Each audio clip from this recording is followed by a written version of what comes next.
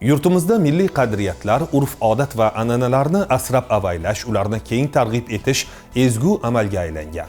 Ko'p asrlik tarixga ega Navro'z ayyomi xalqimiz orziqib kutadigan milliy bayramlarimizdan biridir.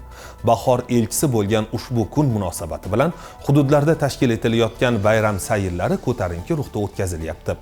Ana shunday shodiyonalar Toshkent viloyatining tuman va shaharlarida ham bo'lib o'tmoqda.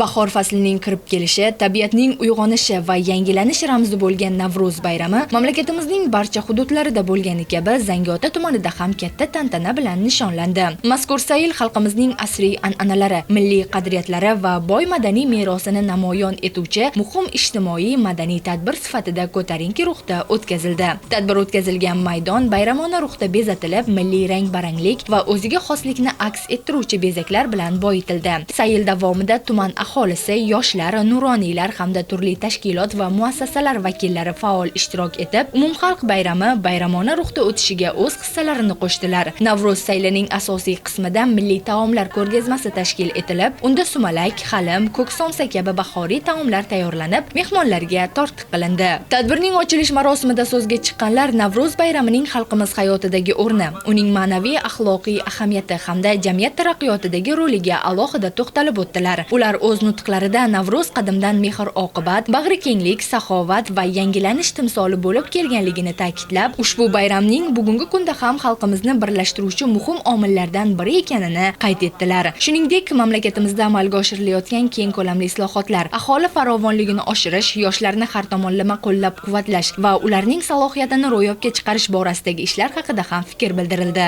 Iqtisodiyot tarmoqlarini jadal rivojlantirish, tadbirkorlarga qulay sharoit yaratish bo'yicha bir qator farmon, qaror va dasturlar qabul qilinmoqda.